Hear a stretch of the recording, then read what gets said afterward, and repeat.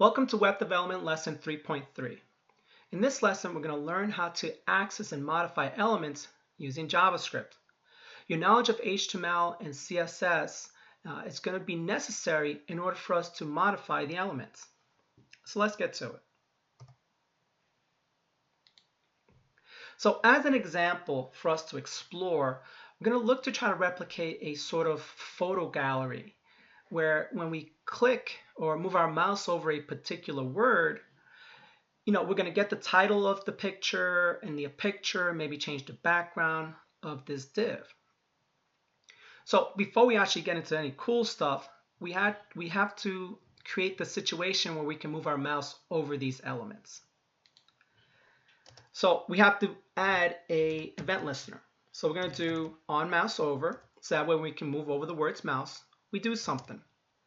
And what we're going to do is we're going to create a function called bridge to handle this whole idea of when I move over the words bridge, the title changes, the picture gets added, and the background color changes. So this is called an event handler. So when we move our mouse over the words bridge, we're going to call the bridge function, which now leads us to go up here. So let's create the bridge function.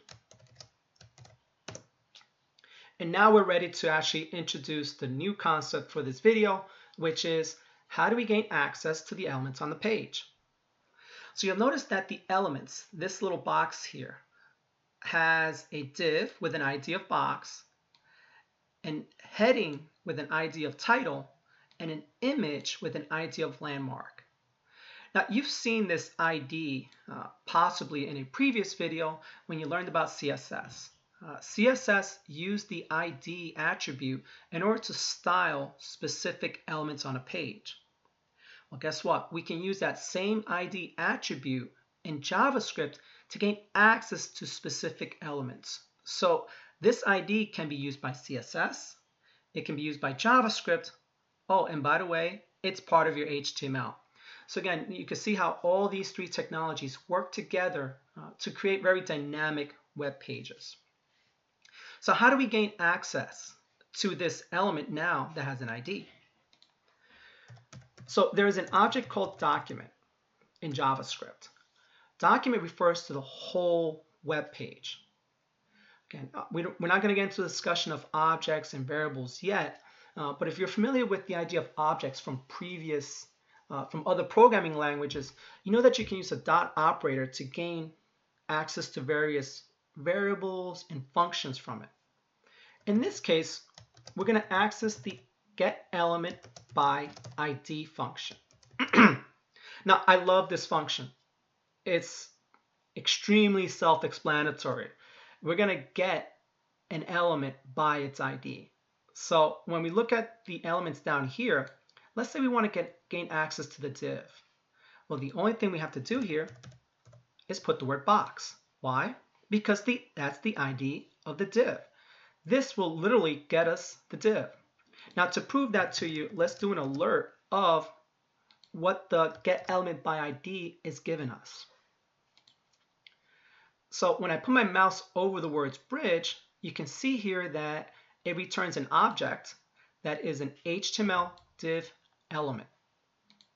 So we literally get the whole element.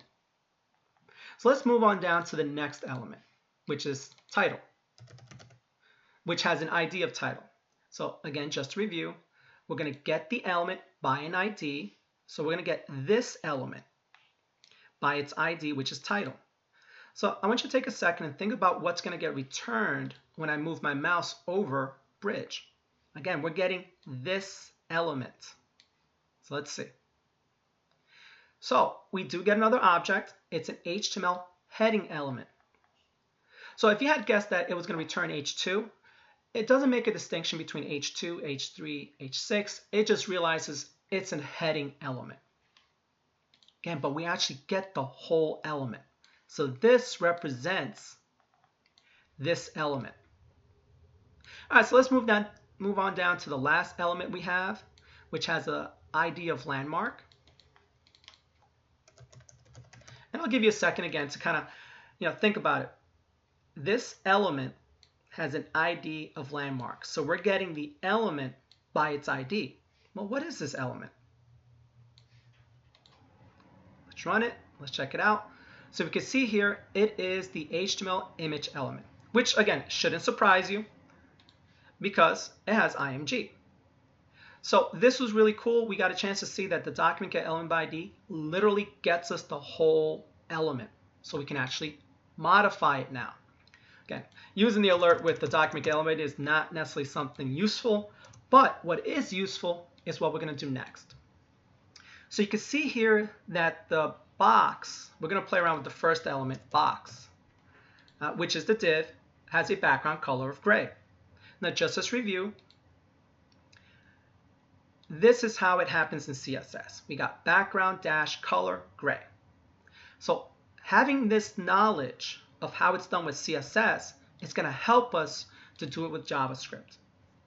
So if at any point you want to modify using JavaScript some of the CSS of an element, we're going to start off with the word style. So we're going to put dot style that gives us access to the CSS of an element, and then we're going to type in the actual property. So we're going to say background.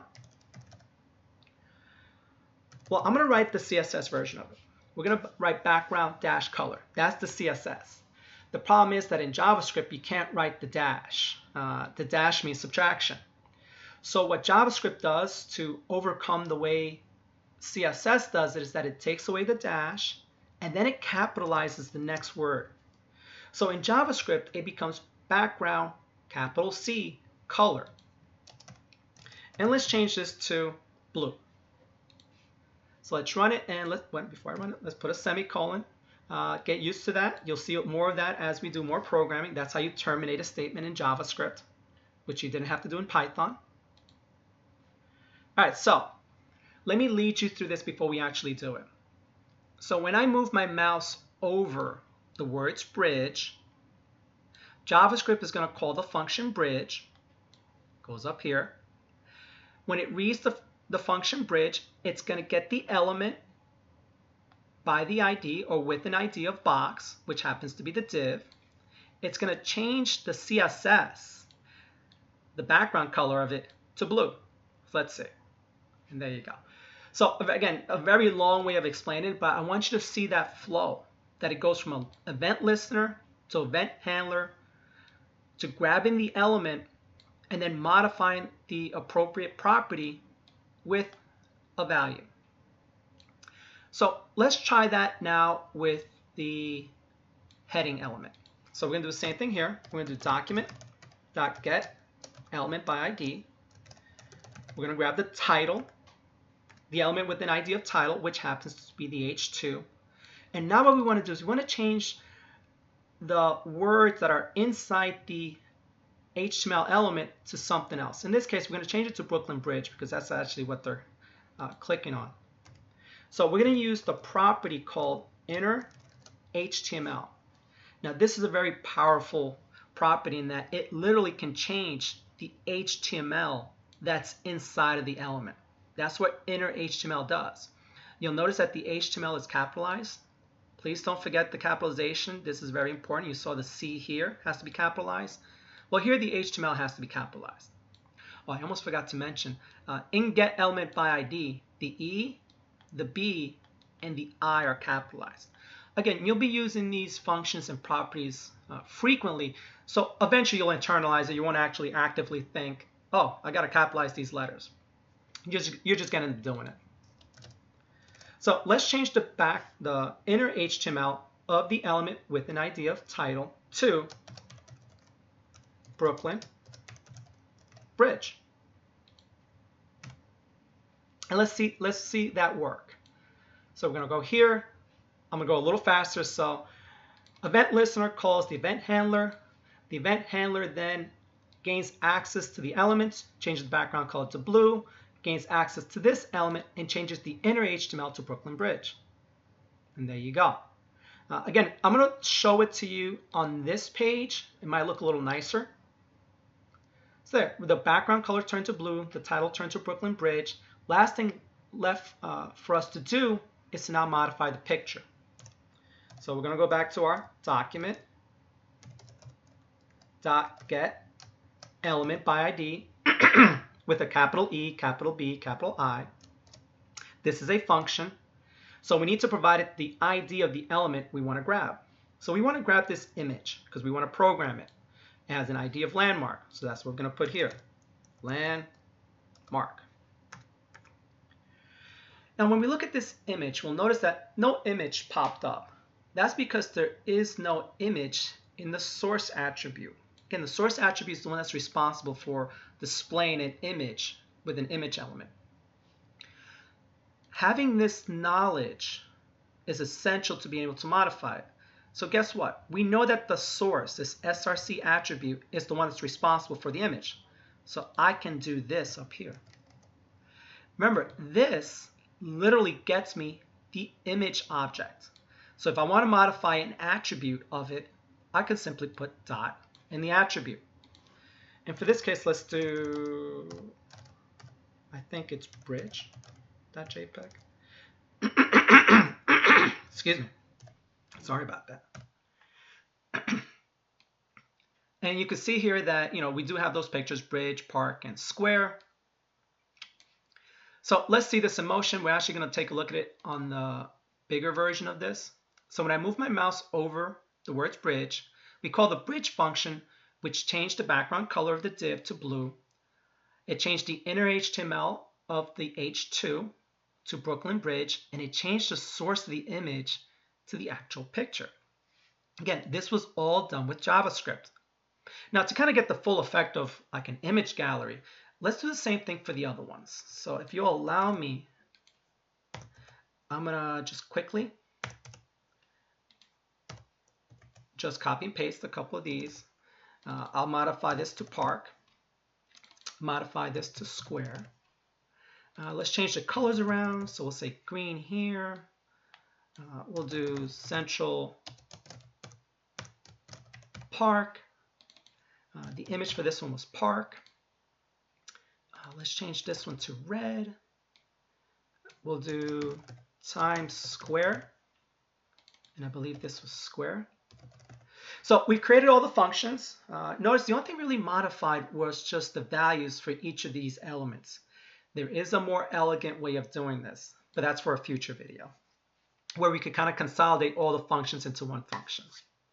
But we're keeping it like this for this video so we can reinforce this idea of document get element ID gets the element, and then we can modify either its CSS or its HTML attributes to a particular value, or even change the HTML that's inside of it to some specific value. We have these three functions, but they're useless unless we actually call them. So that's where we have to go back down to our HTML, and we got to add a couple of event listeners where we call the appropriate function to handle what to do when we move over each of these words. So let's see this in action. So here's our bridge. Background changes to blue, Brooklyn Bridge. We get the image. We go to park, and notice how they're all changing. And again, now I want you to think about some of these image galleries that you've gone through, and how when you've clicked on it, move your mouse over a particular image, that image pops up. Guess what? You just did that. So JavaScript is very powerful. You can do a lot with it. Let's go back to our presentation and let's review what we've done. So we've learned about the document get element by ID function, which allows us to gain access to elements that have an ID. We literally get the whole element. Now, once we get that element, we can modify the HTML that's inside. We can modify the styling, the CSS of that element, or we can modify its attribute. We have full access to modify anything about that element once we get the element by its ID. So I look forward to seeing what you can do with this strong piece of knowledge. Enjoy.